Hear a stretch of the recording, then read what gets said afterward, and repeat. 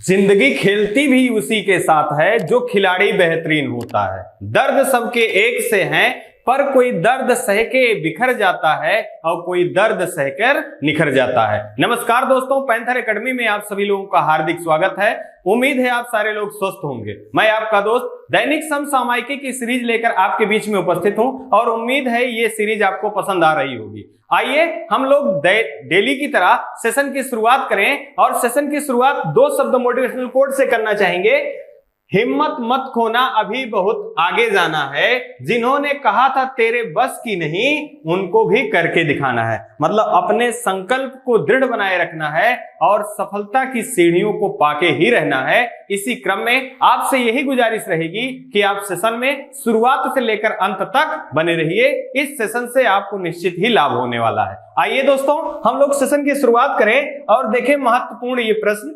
आज पहला प्रश्न आपका आज का है, हाल ही में चर्चा में रहा पश्चिम बंगाल के राज्यपाल जगदीप धनखड़ के उपराष्ट्रपति के उम्मीदवार घोषित किए जाने पर किसे पश्चिम बंगाल का राज्यपाल बनाया गया। यहां देखिए, पहला दिया गया है विश्वभूषण, इनका पूरा नाम विश्वभूषण हरिचंद्रन है। दूसरा दिया गया है फागू चौहान, तीसरा ला गणेशन और चौथा दिया गया है दोस्तों जगदीश मुखी।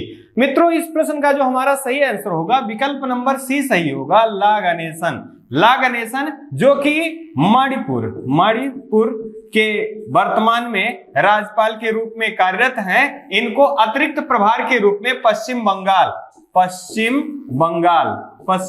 के राज्यपाल के रूप में इनको नियुक्त किया गया है। अब यहाँ पश्चिम बंगाल से कुछ महत्वपूर्ण चीजें आपको जानना है जो कि परीक्षाओं में बार बार पूछा जाता है। मित्रों, अगर हम बात करें पश्चिम बंगाल में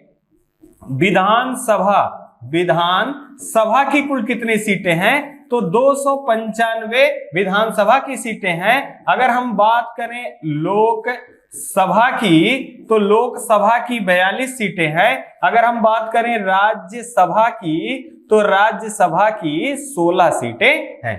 अब आपसे प्रश्न पूछा गया है, नेवरा राष्ट्रीय उद्यान का संबंध भारत के किस राज्य से है। नेवरा राष्ट्रीय उद्यान का संबंध भारत के किस राज्य से है, तो ये पश्चिम बंगाल से है। आपसे पूछा गया बुक्सा टाइगर रिजर्व का संबंध भारत के किस राज्य से है, वह भी पश्चिम बंगाल से। अगर हम बात करें आपके राष्ट्रीय उद्यान से सुंदरबन राष्ट्रीय उद्यान का संबंध किससे है, तो वो पश्चिम बंगाल में है। अब 2 प्रश्न और भी आपको ध्यान रखना है मित्रों। यहां एक टर्म आया है राज्यपाल।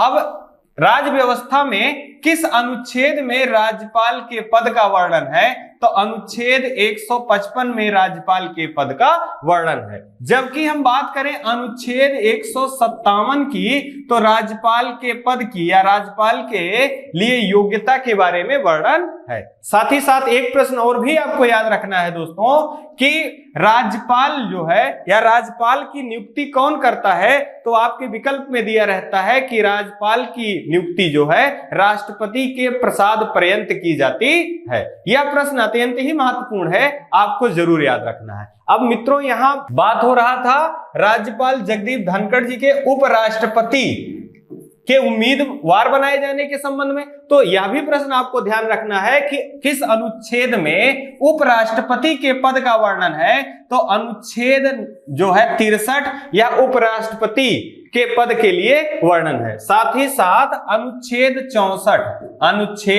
64 जो भारत के जो उपराष्ट्रपति होंगे वो राज्यसभा के पदेन अध्यक्ष के रूप में कार्य करेंगे।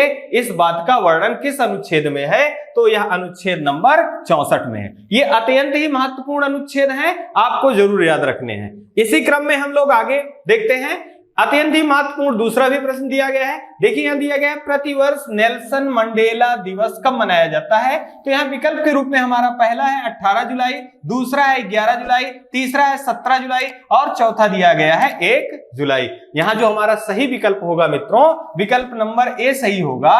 प्रतिवर्ष 18 जुलाई को नेल्सन मंडेला दिवस के रूप में मनाया जाता है। इसके मनाए जाने की अनुशंसा किसके द्वारा किया गया था? तो यूनाइटेड नेशन के द्वारा किया गया था। अगर हम बात करें नेल्सन मंडेला, तो ये कहां से संबंधित थे? तो ये दक्षिण अफ्रीका से संबंधित थे, दक्षिण अफ्रीका। और ये पहले आश्वेत राष्ट्रपति थे, पहले आश्वेत राष्ट्रपति कौन थे? तो पहले आश्वेत राष्ट्रपति नेल्सन मंडेला जी थे। और खास बात इनके बारे में कहा जाता है कि ये रंग भेद के प्रबल विरोधी थे और इनकी आत्मकथा बहुत बार परीक्षाओं में पूछा गया है, लॉन्ग वॉक टू फ्रीडम। इनकी आत्मकथा का नाम क्या है? Long walk to freedom. यह नेल्सन मंडेला की आत्मकथा है। साथ ही साथ अब भारत के परिप्रेक्ष्य में अगर हम बात करें मित्रों, तो प्रश्न पूछा गया है कि भारत का जो सर्वोच्च रत्न है, भारत रत्न, मतलब भारत का सर्वोच्च पुरस्कार भारत रत्न कितने लोगों को अभी तक दिया गया है विदेशियों को? तो 2 विदेशियों को दिया गया है, जिसमें सबसे पहला भारत रत्न किसे दिया गया था? तो अब्दुल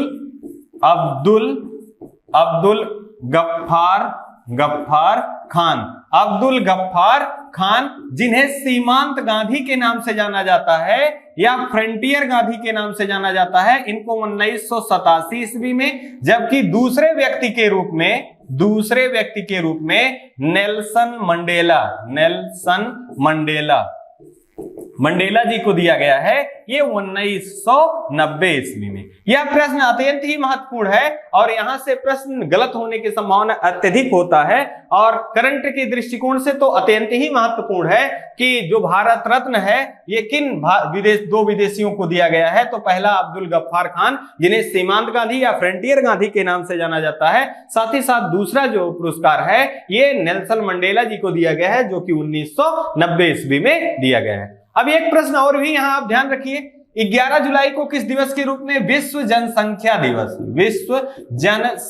दिवस के रूप में मनाया जाता है। अब विश्व जनसंख्या दिवस 2022 की थीम क्या है मित्रों? तो 8 मिलियन का विश्व जो है ये 2022 का थीम है। ये बार दिवस आपको रिकॉल कराने का एक ही उद्देश्य है कि जब आप परीक्षा में बैठे दोस्तों, तब आपका दिवस से रिलेटेड प्रश्न गलत ना हो। और अगर हम बात करें यहाँ 17 जुलाई के बारे में, तो यूएन के द्वारा अंतरराष्ट्रीय न्याय दिवस मनाए जाने की घोषणा की गई है। 17 जुलाई को अंतरराष्ट्रीय न्याय दिवस के रूप में, जबकि 1 जुलाई को जीएसटी दिवस के रूप में मनाया जाता है। अब जीएसटी से कुछ महत्वपूर्ण प्रश्न आपको याद रखना है।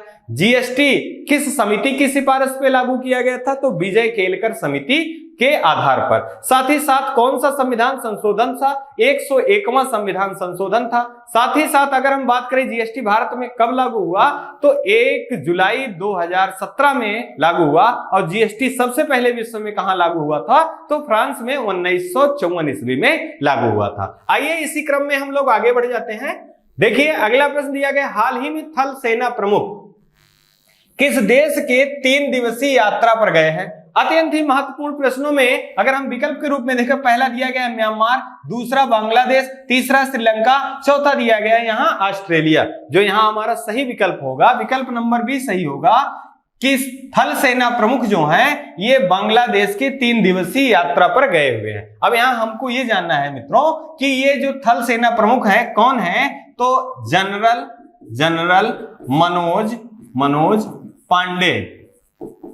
मनोज पांडे जी जो हैं ये थल सेना प्रमुख हैं। साथ ही साथ अब यहां यह भी याद रखना है कि थल सेना दिवस कब मनाया जाता है? तो प्रत्येक 15 जनवरी को थल सेना दिवस मनाया जाता है। अगर हम बात करें यही वायुसेना दिवस, तो ये मनाया जाता है 8 अक्टूबर को। प्रतिवर्ष 8 अक्टूबर को वायुसेना दिवस मनाया जाता है, जबकि नेवी दिवस या जल सेना दिवस नेवी दिवस के रूप में 4 दिसंबर को मनाया जाता है। अब यहां हमने जैसा कि पता कर लिया कि मनोज पांडे जी थल सेना के प्रमुख हैं, तो हमको यहां जानना चाहिए मित्रों कि वायुसेना के प्रमुख कौन हैं? तो वायुसेना के प्रमुख जो हैं ये विवेक राम चौधरी जी हैं, विवेक राम चौधरी जी। साथ ही साथ अगर हम बात करें नेवी की, तो एडमिरल हरि कुमार जी जो हैं ये वायुसेना के प्रमुख हैं। अब यहां से एक प्रश्न बांग्लादेश से संबंधित आपको याद रखना है कि बांग्लादेश की राजधानी क्या है मित्रों। तो बांग्लादेश की राजधानी जो है ये ढाका है। और ध्वनि प्रदूषण में विश्व में सर्वाधिक ध्वनि प्रदूषण किस देश में है, तो वो बांग्लादेश की राजधानी ढाका में है। और कितना है यहाँ डेसिबल, 119 डेसिबल। यह डेसिबल क्या है, ध्वनि की इकाई है जिसे ध्वनि मापी जाती है, वह डेसिबल मात्रक है। साथ ही साथ अगर हम बात करें भारत के परिप्रेक्ष्य में, तो दूसरे स्थान पे विश्व में जो है ये मुरादाबाद है। और मुरादाबाद को पीतल नगरी के नाम से जाना जाता है। साथ ही साथ अगर हम यहाँ बात करें म्यांमार की राजधानी न्यायपीडा है। और अगर बात करें श्रीलंका की तो जयवर्धनेपुरे कोट्टे है। और ऑस्ट्रेलिया की बात करें तो इसकी राजधानी कैनबरा है। एक प्रश्न और भी आपको याद रखिए जो कि जियोग्राफी के दृष्टिकोण से अत्यंत महत्वपूर्ण है। जीरो लाइन या शून्य रेखा, समांतर रेखा किन देशों को विभाजित करती है, तो भारत और बांग्लादेश को विभाजित करने वाली रेखा जो है इसका नाम शून्य लाइन या जीरो लाइन है। एक प्रश्न अत्यंत महत्वपूर्ण ये जानिए कि कौन सा ऐसा भारत का राज्य है जो बांग्लादेश से तीनों तरफ से घिरा हुआ है। और यह प्रश्न विगत परीक्षा में पूछा भी गया था। तो यह त्रिपुरा राज्य है जो कि बांग्लादेश से तीन तरफ से घिरा हुआ है। आइए इसी क्रम में हम लोग आगे बढ़ते हैं। अगला प्रश्न देखें, हाल ही में किसने नई दिल्ली में डॉक्टर अंबेडकर इंटरनेशनल सेंटर में NIIO नौसेना नवाचार और स्वदेशीकरण संगोष्ठी स्वावलंबन को संबोधित किया। अब यहां देखिए एक टर्म याद यहां आया है, स्वावलंबन। अब यहां पर स्वावलंबन आपसे पूछा जा सकता है कि स्वावलंबन क्या है। तो आप ये जानिए कि ये स्वावलंबन जो है ये स्वदेशीकरण संगठन संगोष्ठी के द्वारा नौसेना और नवाचार के द्वारा एक प्रयोग है। साथ ही साथ इसमें आपको याद ध्यान रखना है विकल्प जो हमारे दिए गए हैं, पहला रामनाथ कोविंद, दूसरा दिया गया राजनाथ सिंह, तीसरा दिया गया है अमित शाह, चौथा दिया गया है नरेंद्र मोदी। तो यहाँ जो सही हमारा विकल्प होगा यह विकल्प नंबर डी सही होगा। नरेंद्र मोदी जी ने डॉक्टर अंबेडकर इंटरनेशनल सेंटर में नौसेना नवाचार और स्वदेशीकरण संगठन संगोष्ठी स्वावलंबन का संबोधन किया। अब इसका उद्देश्य क्या है, तो रक्षा क्षेत्र में नवाचारों और प्रौद्योगिकी का समुचित उपयोग करना इस स्वावलंबन का मुख्य उद्देश्य है। या आप ऐसा कह सकते हैं कि रक्षा क्षेत्र में आत्मनिर्भरता को प्रोत्साहन करना इस स्वावलंबन का मुख्य उद्देश्य है। अब यहां से संबंधित कुछ महत्वपूर्ण चीजें कि इनका आयोजन कहां से किया गया, तो नई दिल्ली से किया गया। अभी हाल ही में आपको दोस्तों याद आ रहा होगा कि प्रधानमंत्री नरेंद्र मोदी जी के द्वारा कुछ महत्वपूर्ण जो दैनिक समसामयिकी से संबंधित प्रश्न है उनके संबंध में हम लोगों ने बातें कर रखी थी। जैसे अगर हम बात करें कि हाल ही में झारखंड राज्य में देवघर अंतरराष्ट्रीय हवाई अड्डे का उद्घाटन किसके द्वारा किया गया, तो ये प्रधानमंत्री नरेंद्र मोदी जी द्वारा किया गया। साथ ही साथ वहां पर बैद्यनाथ धाम का भी उद्घाटन किया गया। अगर हम बात करें कि हाल ही में प्राकृतिक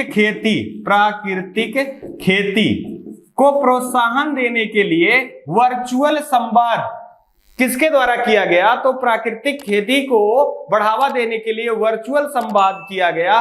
किस जगह, तो सूरत में किया गया। और किसके द्वारा किया गया, तो प्रधानमंत्री नरेंद्र मोदी जी द्वारा किया गया। साथ ही साथ अगर हम बात करें हरियाली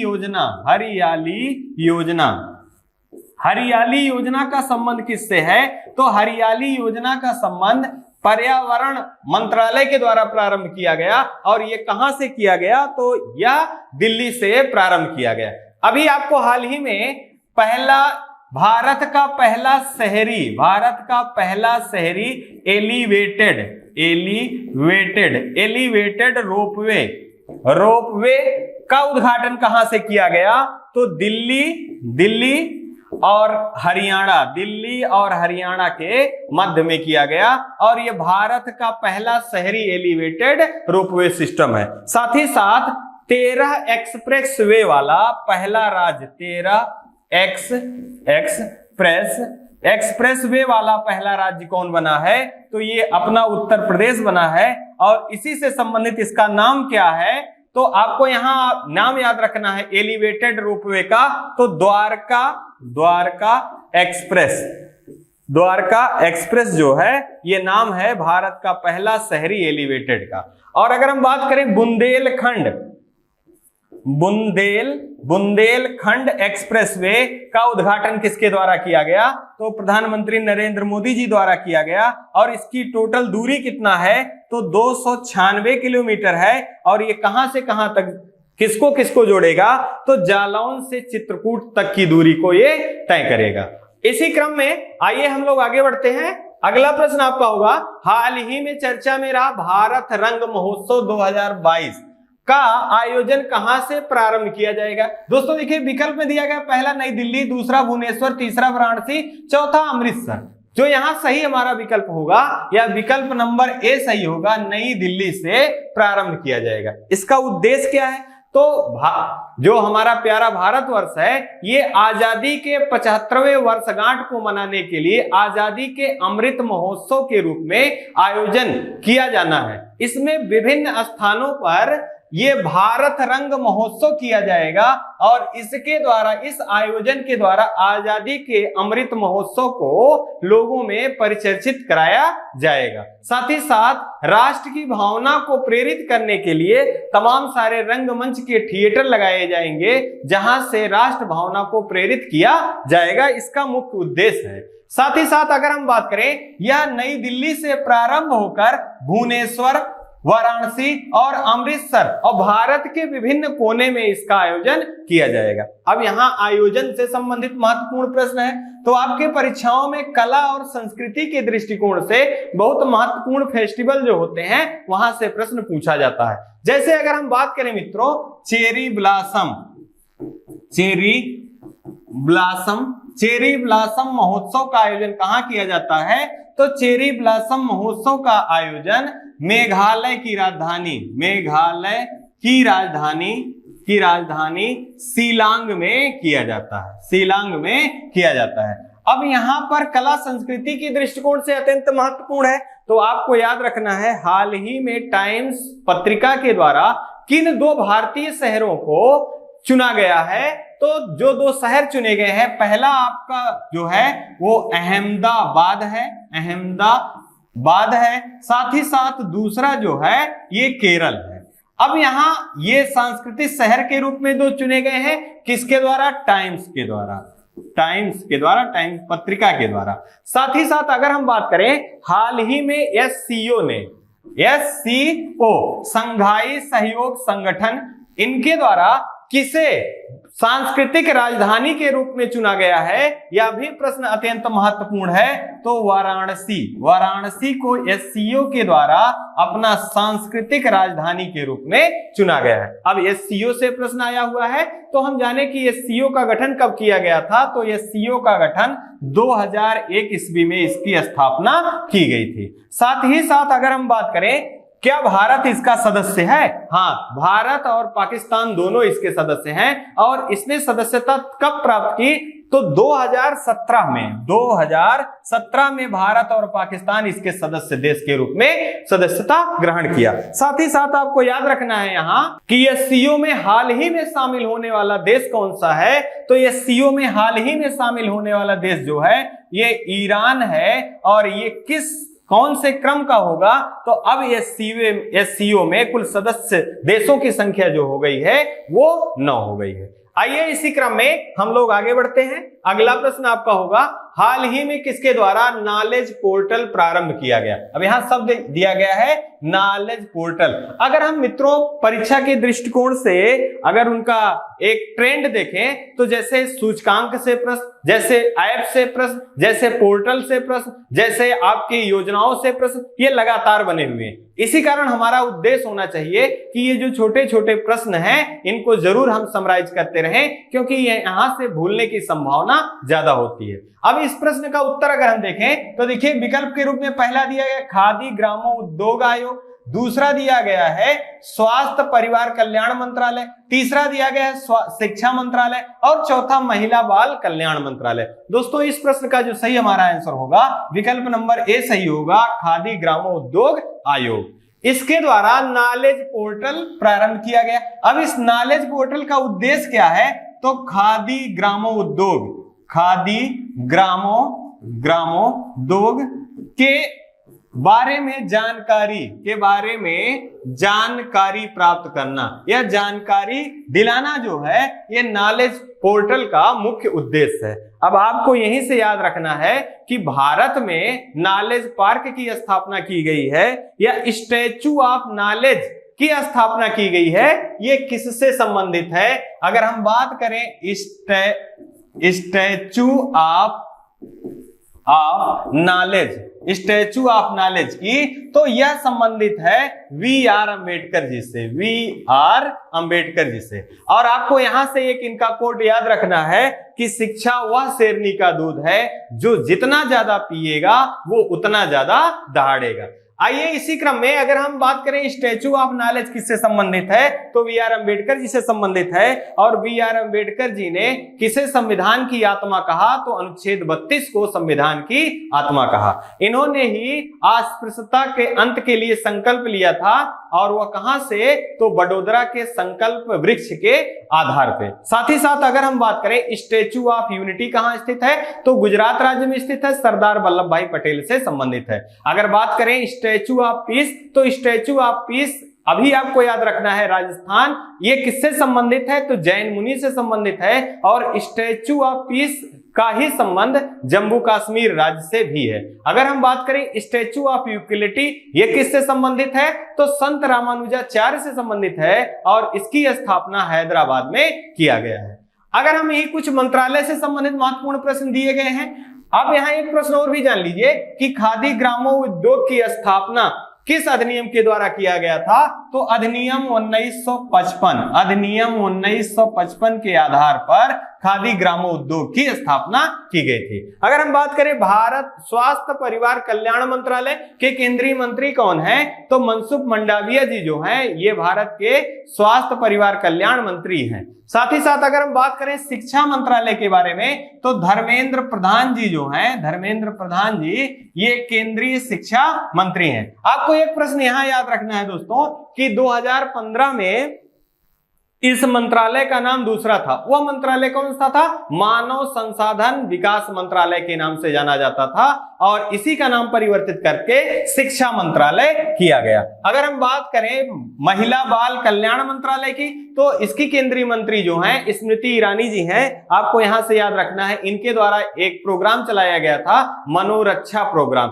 मनोरक्षा प्रोग्राम किससे संबंधित है, तो एसिड अटैक पीड़ितों को काउंसलिंग से संबंधित क्या है, मनोरक्षा प्रोग्राम। आइए इसी क्रम में हम लोग अगला प्रश्न देख लेते हैं।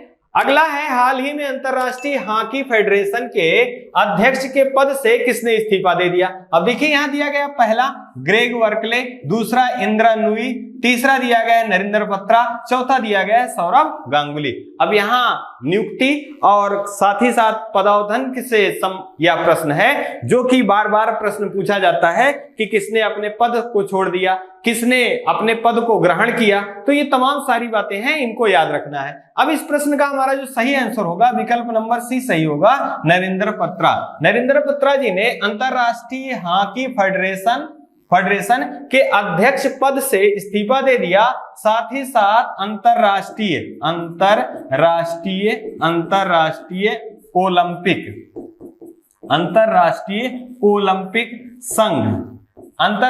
ओलंपिक संघ से भी इस्तीफा दे दिया, और भारतीय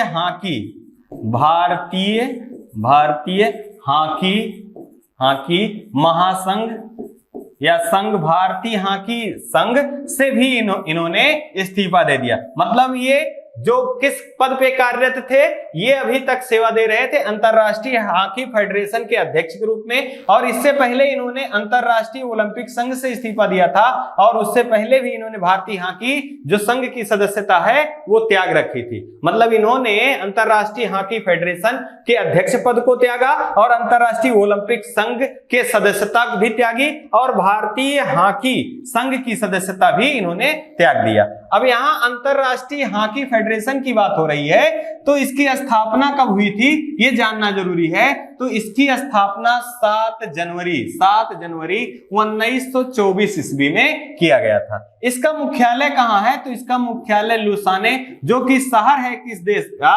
तो ये स्विट्जरलैंड का शहर है। और स्विट्जरलैंड की राजधानी क्या है? तो स्विट्जरलैंड की राजधानी बर्न है। अगर हम बात करें यही ग्रेग वर्कले के बारे में, तो ग्रेग वर्कले आईसीसी के प्रमुख हैं।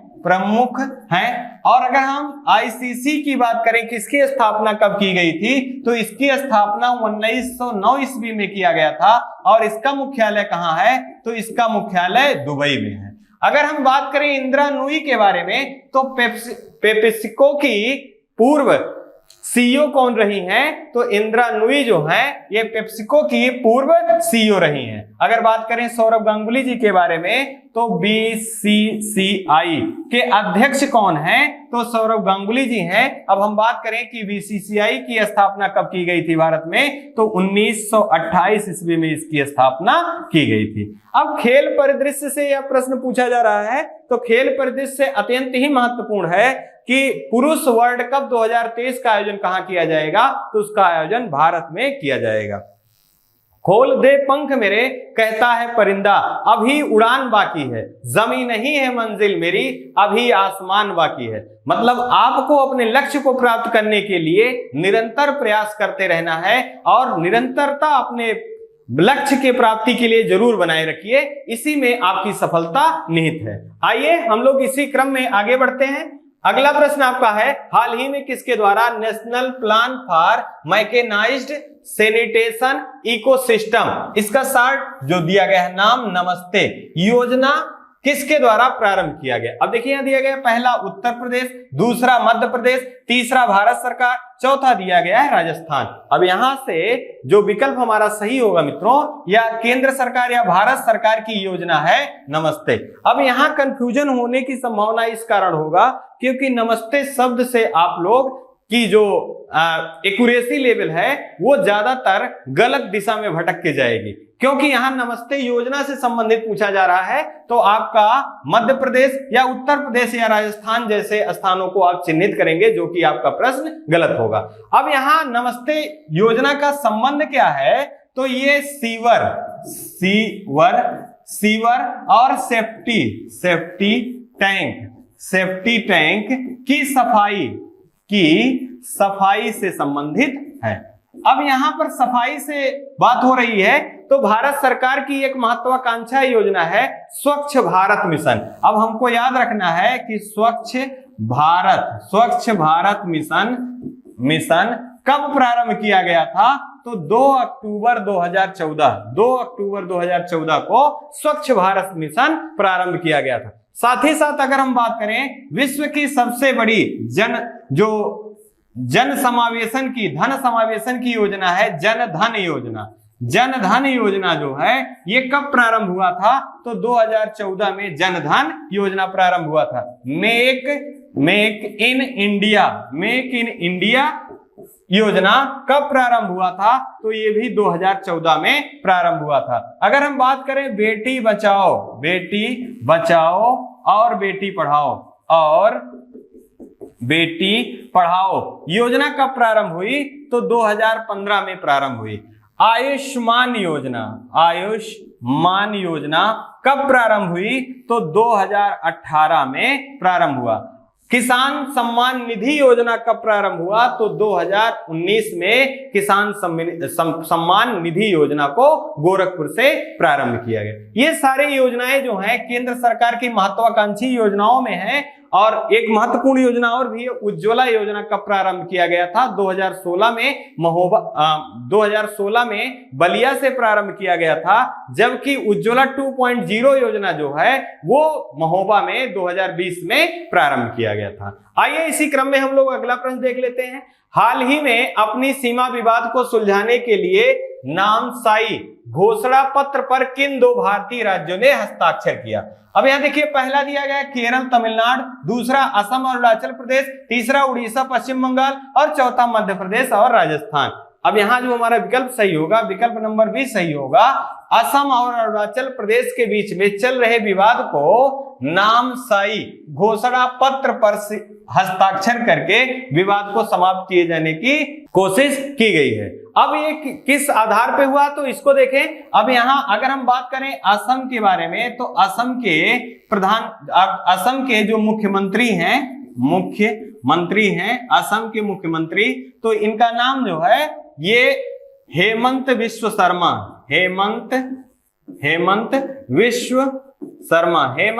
शर्मा जी हैं। इनके द्वारा साथ ही साथ अरुणाचल प्रदेश के मुख्यमंत्री जो हैं प्रेमा खांडू जी के द्वारा ये कोशिश की गई है कि जो दोनों राज्यों में लंबे समय से विवाद चल रहा था, उस विवाद को समाप्त किया जाए। साथ ही साथ अगर हम यही देखें अरुणाचल प्रदेश और असम से संबंधित, तो पहले अरुणाचल प्रदेश के बारे में जाने।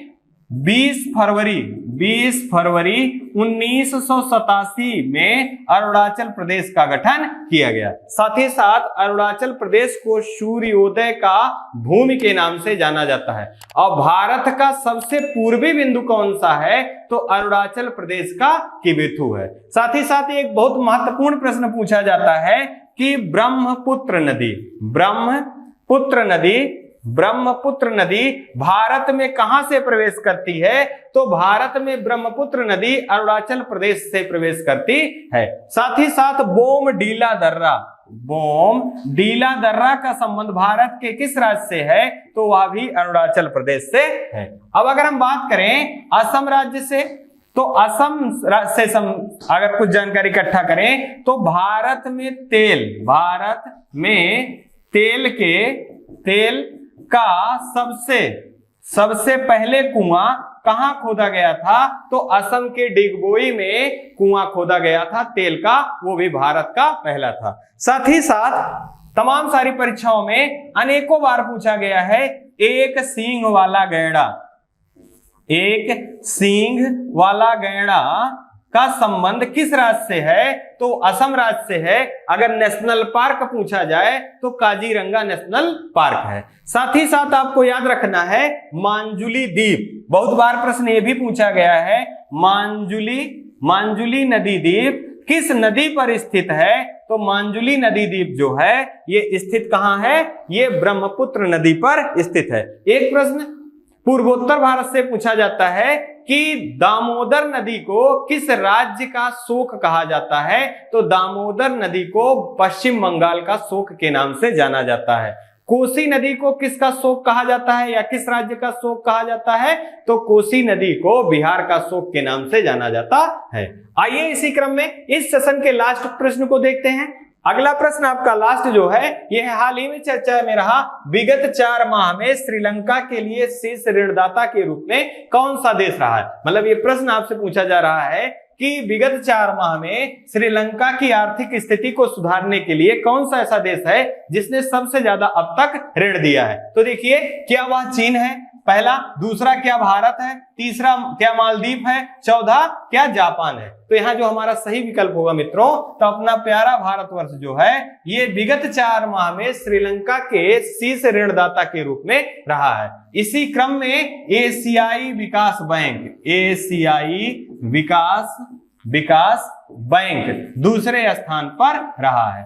अब अगर हम बात करें श्रीलंका के बारे में, तो श्रीलंका की जो आर्थिक स्थिति है वो अत्यंत दयनीय होने के कारण यहाँ राजनीतिक उथल पथल देखा गया। साथ ही साथ आपको यहाँ से याद रखना है कि श्रीलंका की राजधानी क्या है, तो श्रीलंका की राजधानी जयवर्धनेपुरे कोट्टे है। और किनकी नीतियों का विरोध हो रहा था, तो राष्ट्रपति गोताबाया राजपक्षे के नीतियों के विरोध के कारण ऐसा हुआ है। साथ ही साथ अगर हम बात करें मन्नार की खाड़ी और पाक जल डमरू, मन्नार की खाड़ी और पाक जल डमरू मध्य किन किन को अलग करती है, तो भारत और श्रीलंका को अलग करने वाली जो जल संधि है वह मन्नार की खाड़ी और पाक जल डमरू मध्य है। जबकि बंगाल की खाड़ी और हिंद महासागर को जोड़ने वाली कौन सी जल संधि है, तो वह पाक जल संधि है। अब यहां से एक प्रश्न और भी आपको याद रखना है कि भारत और श्रीलंका के बीच कौन सा युद्धाभ्यास होता है, तो मित्र शक्ति युद्धाभ्यास भारत और श्रीलंका के बीच होता है। स्लाइनेक्स युद्धाभ्यास किसके बीच में होता है, तो भारत और श्रीलंका के बीच में होता है। अगर हम बात करें भारत की सर्वाधिक सीमा किस देश के साथ साझा करती है, तो वह पहला आपका बांग्लादेश है, और इसी क्रम में दूसरे स्थान पे चीन है, और तीसरे स्थान पे पाकिस्तान है, चौथे स्थान पे आपका नेपाल है, और पांचवें स्थान पे आपका म्यांमार है। आइए इसी क्रम में हम लोग अन्य देशों के बारे में जाने, तो चीन की राजधानी जो है ये बीजिंग है। साथ ही साथ मालदीव की राजधानी माले है। और 76वें महासभा की अध्यक्षता की जिम्मेदारी किसे दी गई है, तो 76वें महासभा की अध्यक्षता के लिए मालदीव के जो वित्त मंत्री हैं उनको अब्दुल्ला शाहिद को जिम्मेदारी दी गई है 76वें महासभा की अध्यक्षता के लिए। अगर हम बात करें जापान की, तो जापान की राजधानी टोक्यो है। ये सारे प्रश्न अत्यंत ही महत्वपूर्ण हैं आपकी परीक्षाओं की दृष्टिकोण से, और इन्हीं प्रश्नों के साथ 10 प्रश्न और इससे रिलेटेड महत्वपूर्ण बिंदुओं को चर्चा करते हुए हम लोग इस सेशन के अंतिम पड़ाव पर पहुंच गए हैं। और लास्ट में आपसे यही कहना चाहेंगे, हार